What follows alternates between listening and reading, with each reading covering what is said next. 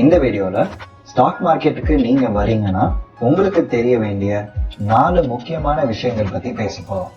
அந்த 4 விஷயங்கள் என்னன்னா எக்விட்டி, டெரிவேட்டிவ், கமாடிட்டி, கரன்சி. இந்த 4 விஷயமே வேற எதுவும் இல்லைங்க. 4மே ஒரு விதமான மார்க்கெட். அதனால இவங்களை பத்தி பேசும்போது நம்ம equity market, derivative market, commodity market, currency market தான் பேசுவோம். ஈஸியா ஸ்டார்ட் பண்றதுக்கு எக்விட்டி மார்க்கெட்னா என்னன்னு பார்ப்போம். எக்விட்டிங்கிறது ரொம்ப சிம்பிள். இதுக்கு முன்னாடி நம்ம ஸ்டாக் மார்க்கெட், ஷேர் மார்க்கெட்னு பேசும்போது ஸ்டாக், ஷேர் அப்படிங்கிற 2 வார்த்தையும் மாத்தி யூஸ் பண்ணோம். ஏன்னா ரெண்டுமே கரெக்ட் தான். அதே அர்த்தம் தான் எக்விட்டிக்கும் அப்ளை ஆகும். நீங்க ஒரு ஸ்டாக், ஷேர் அல்லது ஒரு எக்விட்டி ஒரு கம்பெனில வாங்குனீங்கன்னா என்ன அர்த்தம்னா அந்த கம்பெனியில ஒரு சின்ன பங்குல நீங்களும் ஓனரா இருக்கீங்கன்னு அர்த்தம். இதுல இருந்து நீங்க எப்படி சம்பாதிக்கிறீங்கன்னா உங்களுக்கு டிவிடெண்ட் அப்படின்னு ஒன்று கிடைக்கும். டிவிடெண்டுங்கிறது ஸ்டாக் மார்க்கெட்ல ரொம்ப முக்கியமான வார்த்தை. நீங்க ஒரு கம்பெனில இன்வெஸ்ட் பண்றீங்க, அந்த கம்பெனி நல்லா செயல்படுறாங்க, அந்த கம்பெனி நல்லா செயல்பட்டதால அவங்களுக்கு ஒரு ப்ராஃபிட் வரும். அந்த லாபம் தான் உங்களுக்கும் பிரிச்சு தரப்படும். இந்த பிரிச்சு தரது தான் டிவிடெண்ட் அப்படின்னு சொல்லுவாங்க. உங்ககிட்ட எக்விட்டி இருந்துச்சுன்னா நீங்க டிவிடெண்ட் மூலமா மட்டும் இல்ல, அந்த எக்விட்டியை வித்து கூட அதுல இருந்து நீங்க ஒரு லாபம் பார்க்கலாம். அதாவது ஒரு கம்பெனில நீங்க ஸ்டாக் வாங்குறீங்க, வாங்கும்போது அது 100 ரூபாய் இருக்குன்னு வச்சுக்கோங்க. 1 இயர் கழிச்சு அந்த கம்பெனியோட ஸ்டாக் பிரைஸ் 120 ஆகுதுன்னு வச்சுக்கோங்க. ஸோ உங்களுக்கு அந்த ஒரு வருஷத்துல 20 rupees ப்ராஃபிட் வருது. இதுதான் நீங்க ஸ்டாக் ஆக்சுவலா வித்து கிடைக்க போற ப்ராஃபிட். ஸோ மொத்தத்துல எக்விட்டியை நீங்க வாங்கி வச்சுக்கிற அந்த ரிஸ்க்குக்காக கிடைக்கிற ரிவார்டு தான் உங்க ப்ராஃபிட். இந்தியாவில் நீங்க எங்க போய் எக்விட்டி வாங்கணும்னா நேஷனல் ஸ்டாக் எக்ஸ்சேஞ்ச் NSE, அப்புறம் பாம்பே ஸ்டாக் எக்ஸ்சேஞ்ச் BSE. இதுல நீங்க டைரக்டா போக தேவையில்லை. உங்களுக்கு நடுவுல புரோக்கர் இருப்பாங்க. அவங்க உங்களுக்காக ஸ்டாக்ஸை வாங்குவாங்க, விற்பாங்க. நீங்க கண்டிப்பா ரிலையன்ஸ் ஸ்டாக் பத்தி கேள்விப்பட்டிருப்பீங்க. அது ஒரு நல்ல எக்ஸாம்பிள். எக்விட்டி வாங்குறதுல என்ன அட்வான்டேஜ்னா நீங்க ஒரு ஸ்டாக் வாங்கலாம், இல்ல 100 ஸ்டாக் கூட வாங்கலாம். ஆனா மற்ற மார்க்கெட்ஸ்ல இது பாசிபிள் கிடையாது. அது என்னன்னு இதே வீடியோல டிஸ்கஸ் பண்ணுவோம். எக்விட்டியை பொறுத்த வரைக்கும் உங்களுக்கு 2 ஆப்ஷன் இருக்கு. நீங்க இன்ட்ராடே ட்ரேடிங் பண்ணலாம். அதாவது ஒரே நாள்ல அந்த ஸ்டாக்கை வாங்கி விற்கிறதுக்கான ஆப்ஷன் உங்களுக்கு இருக்கு. அதே நேரம் ஒரு லாங் டர்மா ரொம்ப நாளைக்கு வாங்கி உங்களுக்கு தேவையான எவ்வளவு வருஷத்துக்கு வேணா வச்சுக்கிற ஆப்ஷனும் இருக்கு. எக்விட்டியோட விலை மாறிக்கிட்டே இருக்கும். அது எதை டிபெண்ட் பண்ணி மாறும்னா கம்பெனி ரிசல்ட், இல்ல பிசினஸ் நியூஸ், இல்ல அந்த கம்பெனியோட ஏர்னிங்ஸ், இதெல்லாம் பொறுத்த வரைக்கும் மாறும். இன்னொரு முக்கியமான விஷயங்க, ஸ்டாக் மார்க்கெட்னாலே ரிஸ்க்னு சொல்லுவாங்க. எக்விட்டியில தான் இருக்கிறதுலே ரொம்ப சேஃபான நார்மலான ரிஸ்க். அதாவது மற்ற மார்க்கெட்டை கம்பேர் பண்ணும்போது அதை பத்தி அடுத்து பார்க்கலாம். டெரிவேட்டிவ்ங்கிறது ரொம்ப சிம்பிளான விஷயம். டெரிவேட்டிவ்ங்கிறது ஒரு கான்ட்ராக்ட். அந்த கான்ட்ராக்டோட வேல்யூ மாறிக்கிட்டே இருக்கும். அந்த வேல்யூ எதை பொறுத்து மாறும்னா அந்த கான்ட்ராக்டுக்கு கீழே அது சம்மந்தப்பட்ட ஒரு அசெட் இருக்கும். இங்க நான் அசெட்னு சொல்றது நம்ம எக்விட்டின்னு பேசின அதே ஸ்டாக் இல்ல ஷேர் தான். இந்த வேல்யூ எதுக்கு ஏற்ற மாதிரி மாறும்னா மார்க்கெட் கண்டிஷன்ஸ்க்கு ஏற்ற மாதிரி மாறிட்டே இருக்கு. இந்த டெரிவேட்டிவை வாங்குறது பொறுத்த வரைக்கும் ஆல்மோஸ்ட் பெட்டிங் மாதிரி தான். ஸ்பெகுலேஷன் சொல்லுவாங்க ஸ்டாக் மார்க்கெட்ல. நீங்க ஸ்பெகுலேட் பண்ணி, அதாவது நீங்க பெட்டு கட்டுற மாதிரியே யோசிச்சு ப்ரெடிக்ட் பண்ணணும். அதாவது இந்த டெரிவேட்டிவோட விலை எவ்வளவு இருக்கும். இந்த டெரிவேட்டிவ்ஸை பொறுத்த வரைக்கும் இங்க தான் வாலட்டிலிட்டியும் ஜாஸ்தி, ரிஸ்க்கும் ஜாஸ்தி. அதனால நீங்க ஸ்டாக் மார்க்கெட்டுக்கு வந்து நல்ல எக்ஸ்பீரியன்ஸ் ஆனதுக்கு அப்புறம் டெரிவேட்டிவ் ட்ரேடிங் ஸ்டார்ட் பண்ணா நல்லது. இன்னும் சொல்ல போனோம்னா உங்களுக்கு ஒரு 5 to 6 years எக்ஸ்பீரியன்ஸ் இருந்தா இதுல பெட்டர்னு சொல்லுவேன். இப்போ டெரிவேட்டிவ்ஸ் எடுத்துக்கிட்டா அதுல 2 முக்கியமான டைப் இருக்கு. அது 2மே நீங்க தெரிஞ்சுக்கணும். Features, options. எக்விட்டி மாதிரியே ஃபியூச்சர்ஸும் ஸ்டாக்ஸ் அண்ட் ஷேர்ஸ் சம்பந்தப்பட்ட விஷயம் தான். இந்த ஃபியூச்சர்ஸ்ங்கிறது ஒரு ஸ்டாக்கை ஒரு டெலிவரி டேட் வச்சு ப்ரீ ஆர்டர் பண்ற மாதிரி அர்த்தம். இப்போ எக்ஸாம்பிளுக்கு நான் சொன்ன அந்த ரிலையன்ஸ் ஸ்டாக்கை எடுத்து பாருங்க.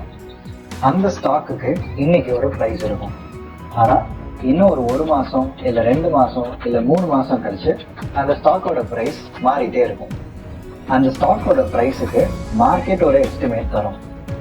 அந்த எஸ்டிமேட்டை நீங்க இன்னைக்கு வாங்கினீங்கன்னா அது ஃபுல் அமௌண்ட்டுக்கு இல்லை, ஒரு மார்ஜின் அமௌண்ட்டுக்கு வாங்கினீங்கன்னா அது பேர் தான் ஒரு ஃபியூச்சரை வாங்குறதுன்னு அர்த்தம். இப்படி நீங்க ஒரு ஃபியூச்சரை வாங்கும்போது நீங்க அந்த ஸ்டாக்கை வாங்க மாட்டீங்க, அந்த ஸ்டாக்கை வச்சிருக்கிற மாதிரி ஒரு கான்ட்ராக்டை தான் வாங்கணும். இந்த கான்ட்ராக்ட் ஒரு மந்த்லி கான்ட்ராக்ட், அது 3 மாசம் வரைக்கும் தான் இருக்கும். நீங்க வாங்கின ஸ்டாக்கை இன்னொருத்தர்கிட்ட விற்க முடியாது, ஆனா இந்த கான்ட்ராக்டை இன்னொருத்தர்கிட்ட விற்கலாம்.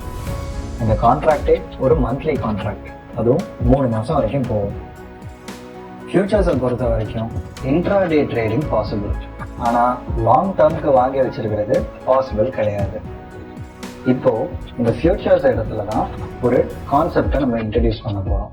இந்த கான்செப்ட் பேரு லாட் சைஸ் கான்செப்ட். லாட் சைஸ்ங்கிறது ஒண்ணும் இல்லை. நீங்க இப்போ ஒரு ஸ்டாக் வாங்குறீங்கன்னா நீங்க ஒரு ஸ்டாக் கூட வாங்கலாம், இல்ல 100 ஸ்டாக் கூட வாங்கலாம். ஆனா ஃபியூச்சர்ஸ்ல அப்படி கிடையாது. நீங்க வாங்கும் போதே ஒரு மினிமம் நம்பரா அவங்களே சொல்லுவாங்க, அந்த நம்பரை தான் நீங்க வாங்க முடியும். அது 50, 100, 150, 200 அந்த மாதிரி மாறும்.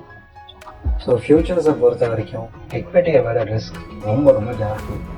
ஏன்னா நீங்கள் ஒரு ஃபியூச்சர் இன்வெஸ்ட்மெண்ட் பண்ணால் அது டபுள் டைம் ப்ராஃபிட்டும் கொடுக்க சான்ஸ் இருக்கு, 2 மடங்கு லாஸும் கொடுக்க சான்ஸ் இருக்கு.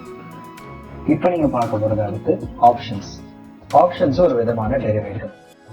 ஆப்ஷன்ஸ் எல்லா விதத்துலையும் ஃபியூச்சர்ஸ்க்கு ரொம்ப சிமிலரான கான்செப்ட் தான். ஆனால் இங்கே புரிஞ்சுக்க வேண்டிய ஒரு முக்கியமான டிஃப்ரென்ஸ் ஒன்று இருக்கு. ஃபியூச்சர்ஸ் நீங்கள் வாங்கினீங்கன்னா நீங்கள் வாங்குற அந்த டெலிவரி டேட் வருது பாருங்க, அந்த டெலிவரி டேட் அப்போ அந்த ஸ்டாக்கை நீங்கள் வாங்கியே ஆகணும். அது நீங்கள் எஸ்டிமேட் பண்ண ப்ரைஸை விட ஜாஸ்தி இருக்குதோ கம்மியாக இருக்குதோ வாங்கி தான் ஆகணும். ஆனால் ஆப்ஷன்ஸில் நீங்கள் வாங்குறது கம்பல்சரி கிடையாது. உங்களுக்கு இங்கே 2 ஆப்ஷன் தருவாங்க, கால், புட். கால் ஆப்ஷன்னா நீங்கள் அது ப்ரைஸ் ஏறுது வாங்குறீங்கன்னு அர்த்தம். புட் ஆப்ஷன்னா அது ப்ரைஸ் இறங்குதுன்னு சொல்லி அதை நீங்கள் விற்கிறீங்கன்னு அர்த்தம். என்னதான் உங்களுக்கு 2 ஆப்ஷன் கொடுத்தாலும் ஃபியூச்சர்ஸ் மாதிரியே இதுவும் ஹை ரிஸ்கான விஷயம்தான். ஏன்னா இங்கேயும் அந்த லாட் சைஸ் கான்செப்ட், அதாவது சிங்கிள் ஸ்டாக்கா வாங்காம 50, 100, 150 இந்த மாதிரி குரூப்பா வாங்குறதுனால ஆப்ஷன்ஸும் ரொம்ப ரொம்ப ஒரு ரிஸ்கான விஷயம் தான். ஸோ இதை கேர்ஃபுல்லாக தான் ஆகணும். அடுத்து நம்ம பார்க்க போகிறது கமாடிட்டிஸ். கமாடிட்டிங்கிற கான்செப்ட் ரொம்ப ரொம்ப ஈஸி. கமாடிட்டினா ஸ்டாக் இல்லை, ஆக்சுவல் பொருள். அதோட வேல்யூ அதோட சப்ளை அண்ட் டிமாண்டுக்கு ஏற்ற மாதிரி மாறிக்கிட்டே இருக்கும். இதுக்கு உங்களுக்கு நேர்லேயே தெரிஞ்ச எக்ஸாம்பிள் இருக்கு. கோல்டு, க்ரூட் ஆயில், ரைஸ், இது எல்லாமே கமாடிட்டிஸ் தான். இப்போ நீங்கள் கமாடிட்டிஸ் வாங்குறீங்கன்னு சொல்கிறோம், நீங்கள் அதுக்குன்னு போய் ஆக்சுவலாக போய் தங்கத்தையோ ஆயிலையோ ரைஸையோ வாங்க தேவையில்லை. இதுவும் இதெல்லாம் வாங்குற மாதிரி இருக்கிற ஒரு கான்ட்ராக்ட் தான். இந்த கான்ட்ராக்டை நீங்கள் என்எஸ்சிலையோ பிஎஸ்சிலையோ வாங்க முடியாது. இதுக்குன்னு ஒரு தனி இடம் இருக்குது, அது பேர் தான் MCX, அதாவது மல்டி கமாடிட்டி எக்ஸ்சேஞ்ச். இந்த இடத்துலையும் நம்ம ஃபியூச்சர்ஸ்க்கும் ஆப்ஷன்ஸ்க்கும் சொன்ன லாட் சைஸ், அதாவது இவ்வளோ எண்ணிக்கையில தான் வாங்கணும் அப்படின்னு ஒரு விஷயம் சொன்னோம் பார்த்தீங்களா, அது இங்கேயும் இருக்கு. கமாடிட்டிஸை பொறுத்த வரைக்கும் நீங்க 3 விதமா சொல்லலாம். ஒன்று மெட்டல்ஸ். மெட்டல்ஸ்னா அதுலேயும் 2 விதம் இருக்கு. ப்ரெஷியஸ் மெட்டல், அதாவது கோல்டு, சில்வர், பிளாட்டினம், இந்த மாதிரி ப்ரெஷியஸ் மெட்டல்ஸ்னு ஒன்று இருக்குது. காப்பர், அயன், இது போன்ற நான் ப்ரெஷியஸ் மெட்டல்ஸும் இருக்கு. அடுத்த டைப் என்னன்னா அக்ரிகல்ச்சரல் கமாடிட்டி. அக்ரிகல்ச்சரல் கமாடிட்டிங்கிறது ரைஸ், காஃபி, கார்ன், வீட், இது மாதிரி விஷயம். 3வது டைப் தான் எனர்ஜி கமாடிட்டி. எனர்ஜி கமாடிட்டினா crude oil, coal, natural gas மாதிரியான விஷயங்கள். கமாடிட்டி மார்க்கெட் எந்த விதமாக இருந்தாலும் சரி, அதோட விலை மாறிக்கிட்டே இருக்கிறதுக்கு காரணங்கள் நிறைய இருக்கு. இப்போ ஒன்றும் இல்லை, ஒரு இடம் இருக்கு, அந்த இடத்துல ஒரு வயல் இருக்கு, அந்த இடத்துல மழை பெய்யாமே இருக்குது. அந்த இடத்துல மழை பெய்யலன்னா வயல்ல அறுவடை நடக்காது. வயல்ல அறுவடை நடக்கலைன்னா சாப்பாடு உற்பத்தி ஆகாது.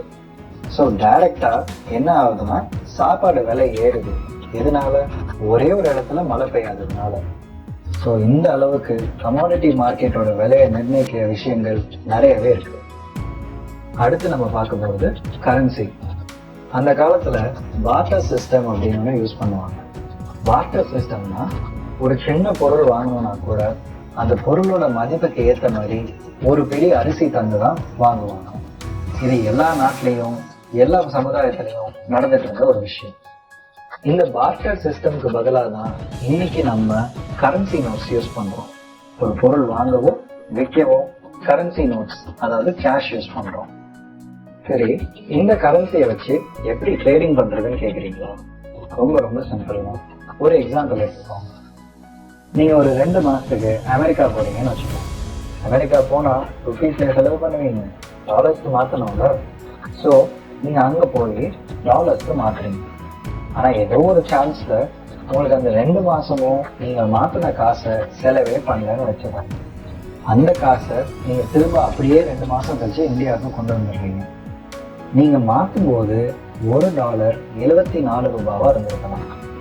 நீங்க 2 மாசம் கழிச்சு வரும்போது மார்க்கெட் சிச்சுவேஷனால அந்த $1 76 ரூபாவா இருந்திருக்கலாம். ஸோ நீங்க இந்த 2 மாசம் கழிச்சு திரும்ப ருபீஸா மாற்றும் போது கண்டிப்பா உங்களுக்கு ஒரு ப்ராஃபிட் வரும். இதுதாங்க கரன்சி மார்க்கெட். இந்த கரன்சி மார்க்கெட் பத்தி பேசும்போது யூஸ் பண்ண வேண்டிய முக்கியமான வார்த்தை ஃபோரெக்ஸ். ஃபோரெக்ஸ் ட்ரேடிங் பத்தி நீங்க கண்டிப்பா கேள்விப்பட்டிருப்பீங்க. ஃபோரெக்ஸ்ங்கிறது ஒண்ணுமே இல்லைங்க. இப்ப நான் உங்கள்கிட்ட சொன்ன பாருங்க, அதாவது ஒரு ஃபாரின் ட்ரிப்புக்கு போய் அந்த இடத்துல போய் அந்த நாட்டோட கரன்சி மாத்துறதுக்கு பதிலா நீங்க எங்கேயுமே போகாம இங்கேருந்தே மற்ற கரன்சிக்கு உங்களோட நாட்டு கரன்சியை வச்சு ட்ரேடிங் பண்றது பேர் தாங்க ஃபோரெக்ஸ். ஃபோரெக்ஸ்னா ஃபாரின் எக்ஸ்சேஞ்ச். இந்த ஃபோரெக்ஸ் ட்ரேடிங்கை நீங்க இன்ட்ராடே மாதிரியே ஃபுல் டே பண்ணலாம். ஃபோரெக்ஸ் ட்ரேடிங்கை பொறுத்த வரைக்கும் இந்த கரன்சியோட வேல்யூலாம் எப்படி மாறும்னா நியூஸை பொறுத்து தான் மாறும். அதாவது மற்ற நாடுகளுக்கு நடுவில் நடக்கக்கூடிய ட்ரேட், இல்லை அங்கே இருக்கிற பொலிட்டிக்கல் சிச்சுவேஷன், இல்லை அவங்களுக்கு நடுவில் நடக்கிற ஒப்பந்தம், இதெல்லாம் பொறுத்து ஒரு கரன்சியோட வேல்யூ மாறிக்கிட்டே வரும். இங்கேருந்து ஃபோரெக்ஸ் ட்ரேடிங் பண்ணுறவங்க எதில் ஜாஸ்தி பண்ணுவாங்கன்னா American dollar, great British pound, Japanese yen, euro, இந்த 4 கரன்சியில தான் பண்ணுவாங்க. இந்த ட்ரேடிங் பண்ணும்போது ஒரு ஃபார்மேட் இருக்கு. அதாவது base currency / term currency.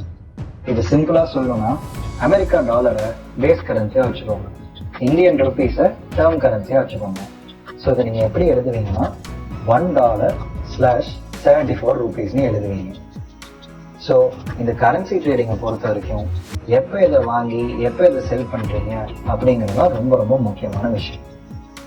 So இந்த வீடியோவில் நம்ம எக்விட்டி, டெரிவேட்டிவ், கமாடிட்டி, கரன்சி அப்படின்னு 4 மார்க்கெட்டை பார்த்துட்டோம். இந்த மார்க்கெட்டை பற்றி டீட்டெயிலாகவும் நம்ம கேட்டுட்டோம். இப்போ இந்த இன்வெஸ்டிங்கை பொறுத்த வரைக்கும் நம்மளுக்கு டைவர்சிஃபிகேஷன்ற ஒரு வார்த்தையை பற்றி பேசணும். நான் டைவர்சிஃபிகேஷன் சொல்லும்போது உங்கள் போர்ட்ஃபோலியோவில் இதே மாதிரி விதவிதமான மார்க்கெட்ஸில் நீங்கள் இன்வெஸ்ட் பண்ணியிருக்கீங்களா இல்லையா அப்படிங்கிறது தான் பார்ப்போம். ஸோ நீங்க ஸ்டார்ட் பண்ணும்போது ஈக்விட்டி வச்சு ஆரம்பிக்கிறது தான் சேஃபான விஷயம். நான் சொன்ன மாதிரி உங்களுக்கு எக்ஸ்பீரியன்ஸ் ஏற டெரிவேட்டிவ்ஸ், அதாவது ஃபியூச்சர்ஸ், ஆப்ஷன்ஸ், இந்த மாதிரி விஷயங்களை நீங்க பார்க்கலாம்.